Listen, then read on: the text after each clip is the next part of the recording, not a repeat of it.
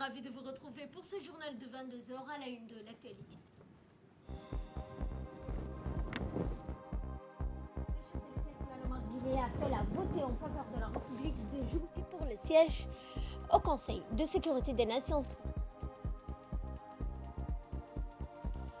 Aux nouvelles du monde, la Corée du Nord va renforcer ses activités militaires à la frontière avec le Sud. C'est ce que nous verrons en fin de journal. Bonsoir à tous et nous entamons ce journal. Par ce vote, ce mercredi 17 juin, les diplomates font le retour au siège des Nations Unies après plusieurs semaines d'absence pour cause de pandémie du coronavirus.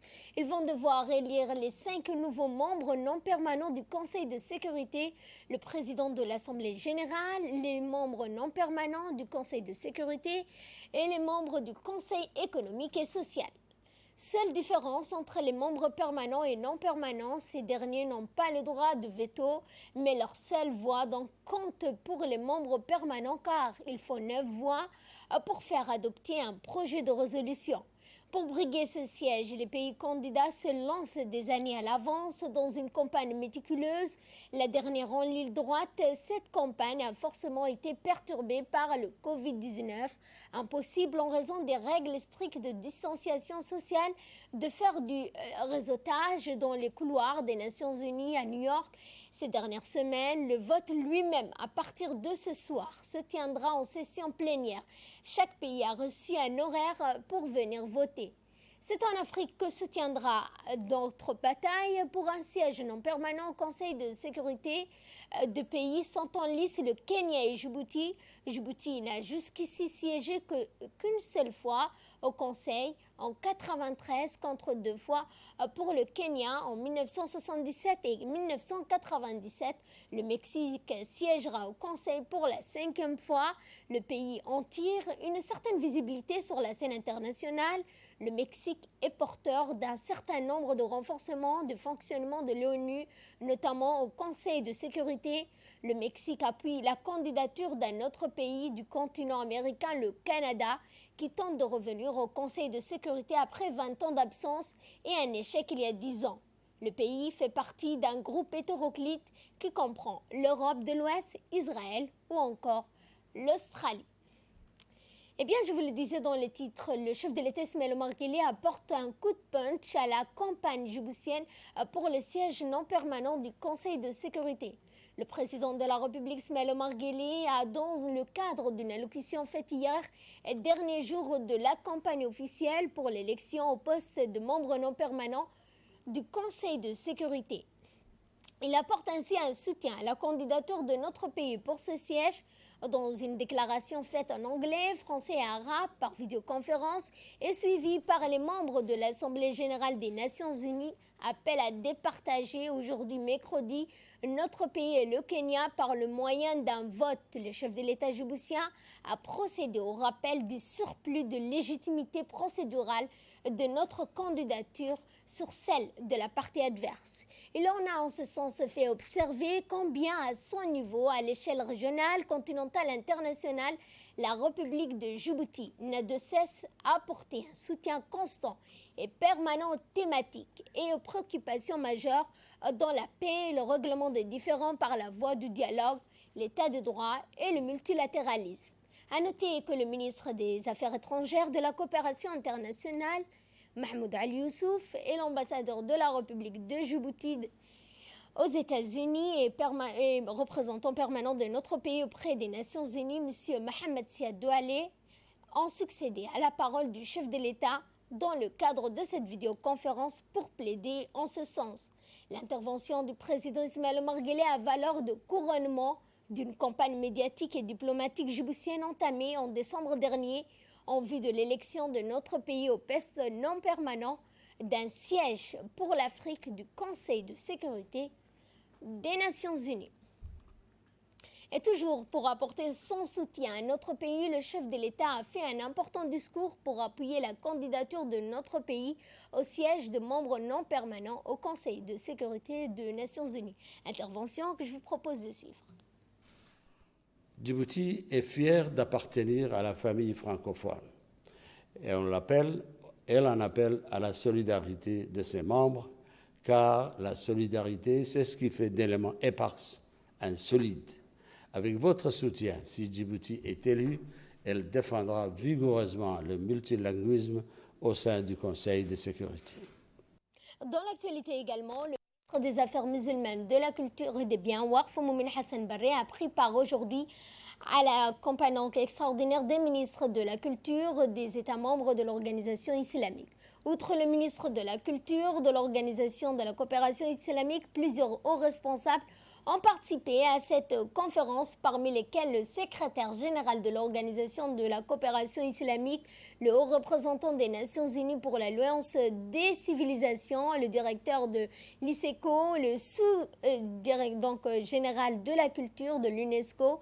Lors de son intervention, le ministre Moumin Hassan Barré a saisi cette occasion pour exprimer ses vifs remerciements à l'Organisation de la coopération islamique et les membres pour leur soutien inébranlable à la République de Djibouti dans sa candidature au poste non permanent du Conseil de sécurité des Nations Unies pour la période 2021-2022.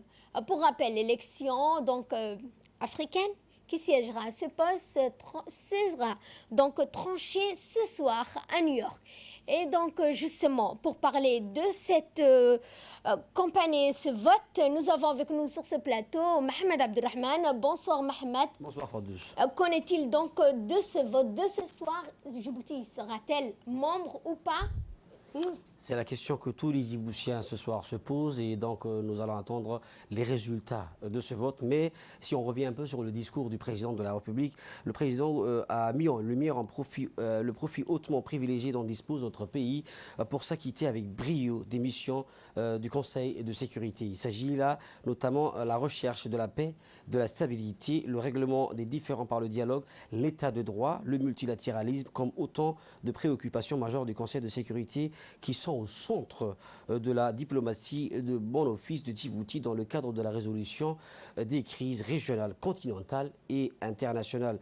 Le président de la République a aussi rajouté dans son discours que la République de Djibouti, depuis son accession à l'indépendance, a apporté sa contribution à la stabilité régionale et à l'assistance humanitaire des populations fuyant les guerres et les conflits à répétition dans cette partie du monde. Toujours dans son intervention, Fardous, le président de la République a par ailleurs préciser le rôle de plateforme de redistribution qu'assure la République de Djibouti dans les échanges économiques et commerciaux, sa contribution à la sécurisation du détroit névralgique de Bab el-Mandab et sa place centrale dans le programme mondial de lutte contre le terrorisme et la piraterie maritime. Il s'agit là d'un atout phare, d'une capacité supérieure à concilier les valeurs et les idéaux du Conseil de sécurité. En tout cas, Djibouti, à Fardous, pour conclure, la République de Djibouti n'a ménagé aucun effort pour gagner dans la transparence et le respect des dispositions légales en vigueur cette élection. Enfin, Djibouti compte sur le soutien des pays arabes et islamiques et les pays francophones. Merci Mohamed Abdelrahman pour ces explications. Rappelons donc que ce soir sera voté le nombre de personnes qui siégeront au Conseil de sécurité des Nations Unies, dont notamment le président de l'Assemblée générale, les membres non permanents du Conseil de sécurité et les membres du Conseil économique et social. Retour donc pour l'actualité nationale et pour parler du comité technique entre le Somalie et le Somaliland sont à leur 3e jour consécutif. Eh bien, le ministre des Affaires étrangères de la coopération internationale, Mahmoud Ali Youssouf, en sa qualité de facilitateur ainsi que les partenaires internationaux, suivent le bon déroulement des travaux des deux délégations qui se sont poursuivis tout au long de la matinée de ce mercredi matin.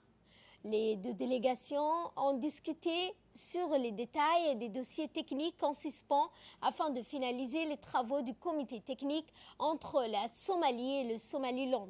Ces travaux doivent aboutir à la rédaction d'un comité final. Et ce communiqué du secrétaire général de l'Organisation de la coopération islamique s'est félicité donc de l'initiative du président Ismaël Omar Guelleh d'accueillir un sommet consultatif consacré à la poursuite des pourparlers sur le dossier de la terre Somalie. C'est donc qui a réuni le président de la République fédérale de la Somalie, Mohamed Abdullahi Farmajo, le président du Somaliland, Moussa Bihi Abdi, les 14 et 15 juin. Le secrétariat général a salué également cette initiative qui a abouti à un accord entre les deux parties sur la formation d'un comité technique mixte chargé de poursuivre les pourparlers et d'assurer le suivi des questions en suspens. Il a également loué le rôle joué par la République de Djibouti dans l'assistance aux deux belligérants pour poursuivre les pourparlers bilatéraux à titre de contribution au renforcement de la paix dans la région. Autre actualité nationale, la ministre de la Femme et de la Famille, Mme Moumina Ahmed Hassan, a pris part ce matin à une réunion par vidéoconférence avec ses homologues de la Ligue arabe pour discuter de l'impact du Covid-19 dans le monde. Eh bien, cette réunion fut l'occasion également pour la ministre des pays arabes de discuter et exposer les efforts qui ont été fournis par leur pays pour faire face au coronavirus dans les différents domaines tels que la santé, l'éducation. Djibouti, représenté par la ministre de la Femme et de la Famille, a remis aux responsables de cette réunion un reportage d'une dizaine de minutes qui relate les travaux du pays pour stopper la propagation du Covid-19 sur l'ensemble du territoire national. Le ministre de l'Urbanisme, de l'Environnement et du Tourisme, M. Mohamed Abdelkader Moussa, a pris part ce matin à une réunion extraordinaire en vidéoconférence du Conseil des ministres arabes du tourisme sous la présidence du Royaume d'Arabie Saoudite. La réunion d'urgence du Conseil des ministres arabes du tourisme a permis d'adopter une déclaration qui souligne l'importance de prendre part aux mesures complémentaires aux efforts déployés par les pays arabes dans tous les secteurs économiques, en particulier le secteur du tourisme et des voyages dans le monde. Et place maintenant au point de presse sur la situation du Covid-19 à Djibouti. Les précisions avec le secrétaire général du ministère de la Santé, Dr Salah Benoïta Tourab.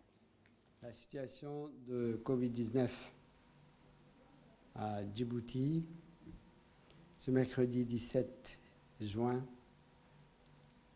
indique les résultats suivants. 87 personnes sont déclarées guéries. Nous avons réalisé 422 tests.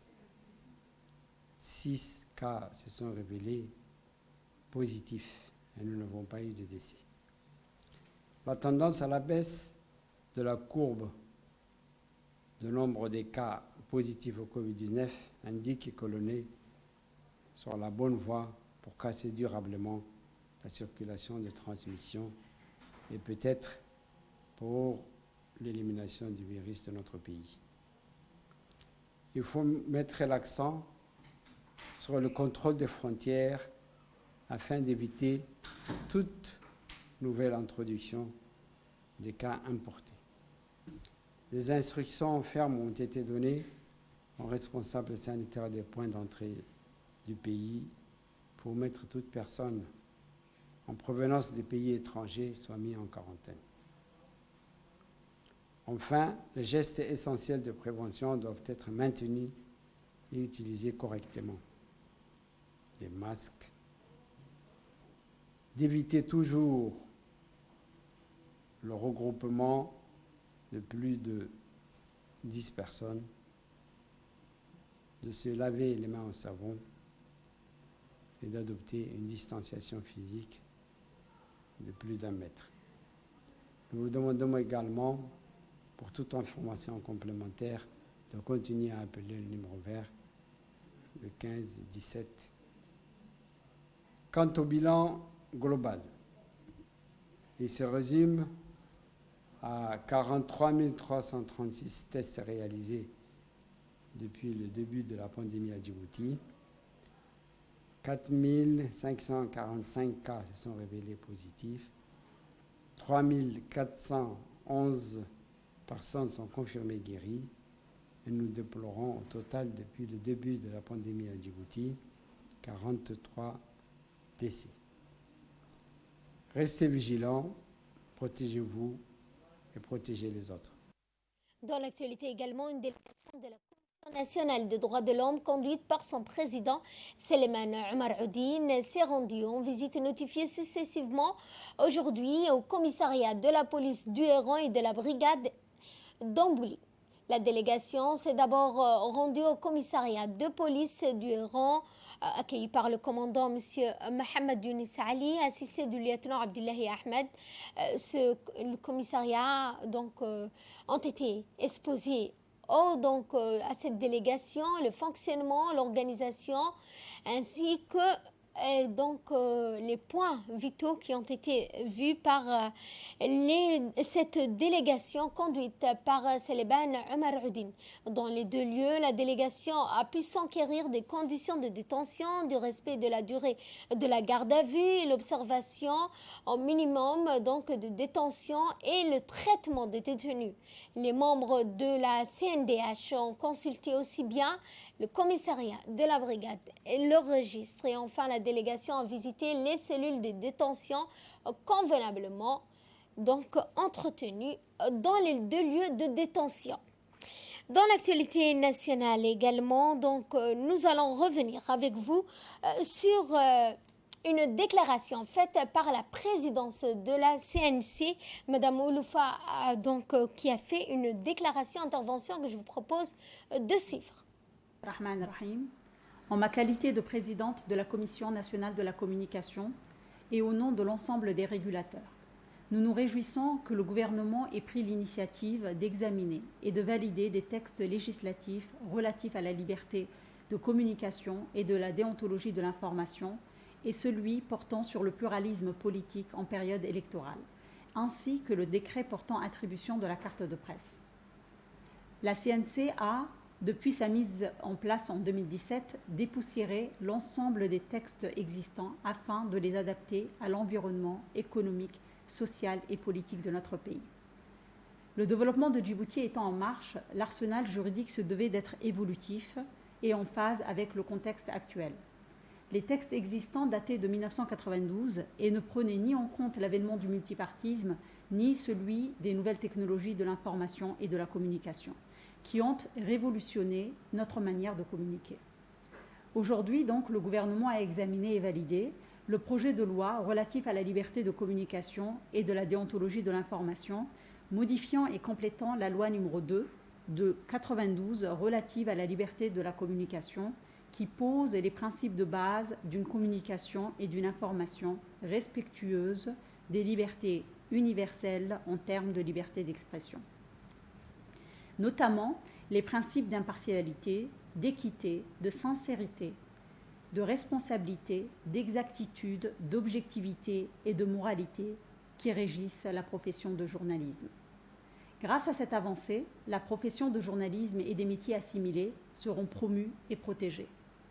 Le décret portant attribution de la carte de presse vient donc compléter et encadrer l'exercice de la profession de journalisme.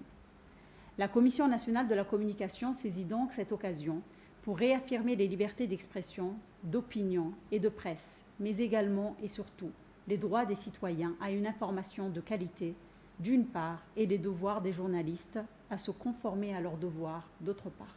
Merci. Dans l'actualité internationale, la Corée du Nord va renforcer ses activités militaires à la frontière avec le Sud. Pyongyang a menacé aujourd'hui de renforcer sa présence militaire sur les anciens sites de la coopération intercoréenne et de reconstruire certains postes de la garde le long de la zone démilitarisée. Faisons un peu plus monter la tension. Après avoir démoli le bureau de liaison avec la Corée du Sud, certains experts soupçonnent la Corée du Nord de chercher désormais à créer de toutes pièces une crise pour obtenir des concessions sur fond d'impasse dans les négociations internationales sur ces programmes nucléaires. Voilà, c'est sur ce point que ce journal touche à sa fin. Merci de votre fidélité. Excellente soirée à toutes et à tous.